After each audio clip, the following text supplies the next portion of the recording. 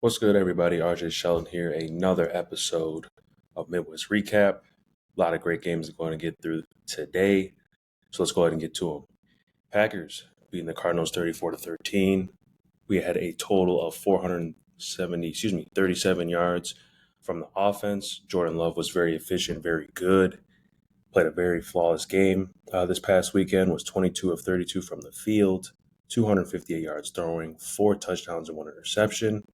Josh Jacobs had 18 carries, for 62 yards. Christian Watson back had a huge game along with Romeo Doubs. We'll go ahead and go over the stats right now. Watson had 3 receptions for 68 yards and a touchdown. Dobbs had 3 receptions for 49 yards and 2 touchdowns, both at the hookups. One was on back leg throw, kind of Brett Favre-ish that Jordan Love did. But hey, it's down there. Points are points. We'll take them. They got the other touchdown, I believe. Might have been on the same play. I could be wrong, but 2 touchdowns are 2 touchdowns. It's great to see Dobbs back. It's great to see him obviously back in the lineup along with Watson. Then Jalen Reed obviously doing what he does, being a very playmakerish player out there per usual. 6 receptions for 28 yards and a touchdown. Touchdown he had was a little over route that was zone coverage. He just basically ran that under route the opposite end. Jordan Love threw a great ball to him. Touchdown Packers. Packers defense held the Cardinals offense at 13 points, and they only scored 3 points in the second half. We continue to get turnovers. We continue to go ahead and be a game changer on the defensive end. We caused 3 fumbles. Quay Walker had 10 tackles, even though he's been a little bit iffy when it comes to being more decisive downhill in the run game. And also, obviously, sitting back, protecting the middle of the field. That's definitely a big no-no that we cannot have. Granted, he did have 10 tackles. He's still not being consistent as we need be for him at that middle linebacker position. But all in all, this game was a good game.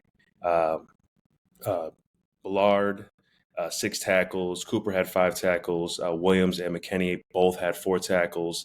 But Williams had a huge punch out to go ahead and kind of ice the game. McKinney's always just being in the backfield doing what he needs to do to go ahead and direct or make plays. But all in all, great win for the defense, great win for the offense. Packers are now 4-2. They are still last in the NFC North. The NFC North is probably one of the best divisions right now in the NFL. If you look at it, all the teams in there are definitely playoff-worthy teams to go ahead and push the needle for them to go ahead and be in that number 1 spot to get a home bye or to get in the wild card game. So Packers are last there, but like I said earlier, great win. Got to keep stacking the wins and playing good football. The Packers face the Texans this coming week in Lambeau. Badgers, what an unreal dominant performance. They were in New Jersey facing Rutgers. They won 42-7. They had 549 yards of total offense, which is insane. 240 yards in the air, 309 on the ground. Walker had his hands all over this game. The running back for the Badgers, 22 carries, 198 yards, and 3 touchdowns. Locke played a very good game as well at the quarterback position. 20 of 28 from the field, 240 yards throwing, 1 touchdown, 1 interception. Wide receivers as well doing what they need to do. Anthony II had 2 receptions for 81 yards. Pauling had 4 receptions for 49. And Kikuna had 4 receptions for 39 yards. Defense keeps playing well. They went ahead and held Rutgers to 7 points at home. Mike Tressel got those guys locked in at the right time right now because now they're going to go ahead and get towards the tougher part of their schedule on the back end here. The Badgers face this weekend Northwestern in Chicago. That should be definitely a good game. Even though you go ahead and beat the Rutgers team 42-7. Wildcats went ahead and came back to go ahead and be 500, beating Maryland. It's going to be a good game. All Big Ten games, you never know how they can go ahead and go. That should definitely be a good one. I expect that to be a close game. And then moving on over to the Minnesota area, Vikings, they were on their bye this week. They will face the Lions. They were on their bye this past week. They faced the Lions this week. Should be a battle for the top spot in the NFC North. 2 teams that are very hot right now in the NFL. That'll definitely be a great game to watch. I'm assuming that's probably going to be, it should be, between either the Packers and Texans or this game. That should be game of the week, but who knows? Gopher football playing very well. 2-game win streak, for the Gophers, beating UCLA 21-17. They had 234 yards of total offense on the ground. Bronsmer was 26 of 37 from the field, 193 yards throwing and 2 touchdowns, playing a very good football at the quarterback position these past 2 weeks. So he's got to continue to keep that up to go ahead and have Gophers get into that good bowl game. Taylor, running back, 16 carries for 30 yards and a touchdown, as well had 3 receptions for 17 yards and a TD as well. Jackson had 10 receptions for 89 yards, and Spencer had 3 receptions for 25 yards and a touchdown. This Gopher defense continues to play lights out. They had 3 sacks and 3 interceptions as a unit. Guys stepping up to the challenge, taking matter in their own hands, to go ahead and make plays via one-on-one. Their, matchup. They've been playing very well. The Gophers right now heading into their bye week, which is good. They are 4-3 as of right now. And then moving on over to my Illinois area, Bears went ahead and beat the Jaguars 35-16. Caleb Williams was 23 of 29 from the field, 226 yards throwing, 4 touchdowns, 1 interception. Swift had 17 carries for 91 yards and a touchdown. Kemp had 5 receptions for 70 yards and 2 touchdowns. Keenan Allen had 5 receptions for 41 yards and 2 touchdowns. The Bears defense continue, these past games, I said it earlier, they've been hot. They've been doing what they need to do to go ahead and put their team in position to win. Defense came up with 4 sacks and 1 interception. It's always good when you go ahead as a defensive unit, go ahead and create havoc on obviously both ends, but on the defensive end especially, you got to go ahead and create pressure for your opponent, for your quarterback to go ahead and get flustered, to make it hard as a play caller. Once you go ahead and your D-line is doing what they need to do to get pressure on the quarterback, you're always going to have yourself a good opportunity to win a ball game. The Bears right now are 4-2. They are 3rd in the NFC North. They will face the Commanders this week in D.C., which will definitely be a big quarterback matchup. Both quarterbacks came in at the same time in the draft. I'm expecting that one to be really a shootout, to be honest. I think both of them are going to go ahead and come to play and show what their talents are made of. And then we got Fighting Illini football. Man, I didn't fully watch this game, but I did this morning before I obviously got on air here. Also was watching it here and there, highlights this past Saturday. But they beat Purdue 50-49 in overtime. Fighting Illini had over 556 yards of total offense. I think Purdue had over 500 yards as well. I mean, if we're doing the math there, that's 1,000 yards combined, which is insane for a college football game. Illinois, though, 379 yards passing and then 177 rushing. Altmaier, 20 receptions, 20 of 34 from the field, 379 yards throwing for 3 TDs. And he also was on the ground as well, had 10 carries for 60 yards and a touchdown. Gary, 16 carries for 78 yards and 2 touchdowns. Brian had 4 receptions for 104 yards and 1 touchdown. Dixon had 2 receptions for 69 yards, and Franklin had 4 receptions for 60 yards and a TD. One play, or kind of the play towards the end, that gave Fighting Illini the chance to win the game. There was a deep overall connection between Altmaier and Beauty in the fourth quarter to set up the game-tying field goal.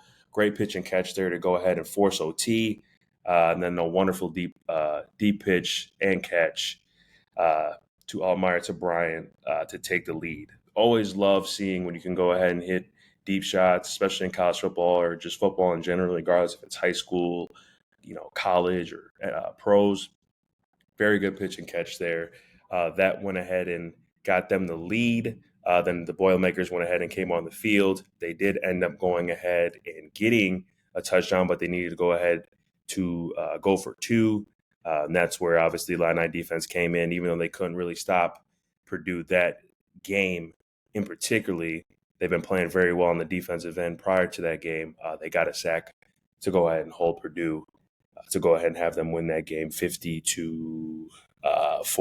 So it was a good win. Obviously, you're going to take it for what it is. Granted, if you go ahead and have a game where it's 10-17 or 21-27 or a game just like this, wins a win.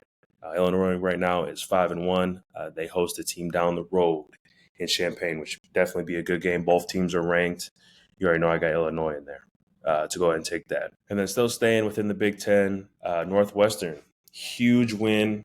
I had talked earlier about it, beating Maryland 37-10, 283 yards of total offense, 203 passing, 80 rushing. The defense was lights out this game, continued to go ahead and make plays throughout this game, holding Maryland only at 10 points with 3 sacks and 1 interception as well. Northwestern now is 3-3. It was a good win to go ahead after that loss that they had the previous week. They faced the Badgers, obviously, at home this week to go ahead and possibly be 4-3. That should definitely be a good game. It's going to be a tough game for them. Wisconsin's a very good football team right now. They're hot. They're on a 2-game win streak, I'm assuming, I think. I could be wrong. Either way, these games' previous history have always been good. Definitely think that this one's going to come down to the wire. And then last but not least here, my Michigan area, Lions went ahead, basically gave an ass whooping to the Cowboys, beating them 47-9. Jared Goff is definitely going to be up in that MVP category in regards to how he's playing and what he's been doing. He was 18 of 25 from the field, 315 yards throwing for 3 touchdowns. Montgomery went ahead and got that contract and definitely paid out, but we already knew that he was that type of player at the running back position within this league. 12 carries for 80 yards and 2 touchdowns. Gibbs had 12 carries as well for 63 yards. I'll continue to say this, that they are probably the best 1-2 punch in the NFL.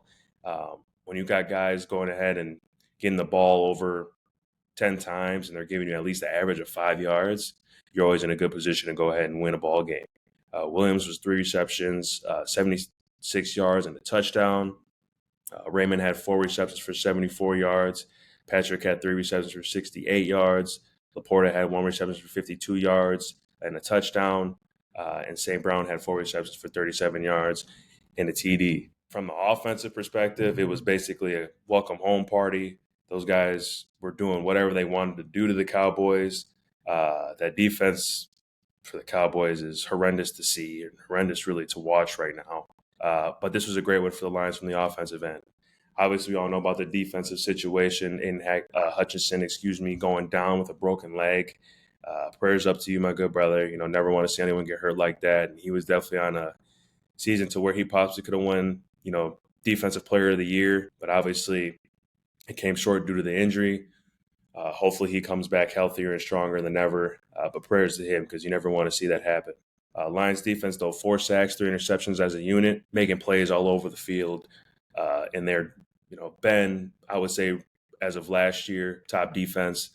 And I think they could continue to be a top defense throughout this whole time. They do head, as I mentioned earlier, they do face Minneapolis. They head to Minneapolis to face the Vikings, which should definitely be a good game, NFC matchup to go ahead and take that 1 spot.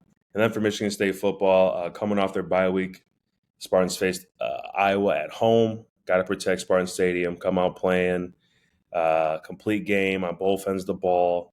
I know Iowa just beat Washington at home, big 40-16, but we got to be locked in as soon as we walk over from the Kellogg.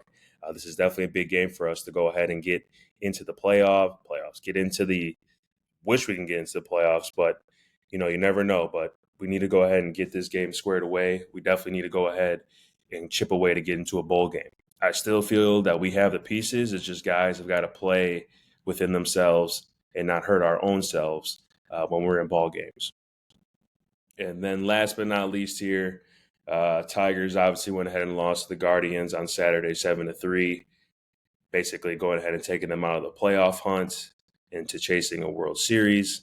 So obviously the season came to an end for the Tigers. But what an unreal season. What they did the 2 months to get into the position they were in, unreal. I think the only way is up for the Tigers at this moment, and they're definitely going to be a top team, within their division, and you'll probably see them again next year in the playoffs. And with that, I hope you guys had a wonderful weekend. We definitely got everything lined up here with my crew of guys on my end. You're definitely going to hear from my good brother James Menschow, Tony Lippett. Like, subscribe, follow. We are all over the place. Twitter, Instagram, Facebook, TikTok, YouTube. Definitely see we got the video going. So hope you guys have a great day. We'll see you soon.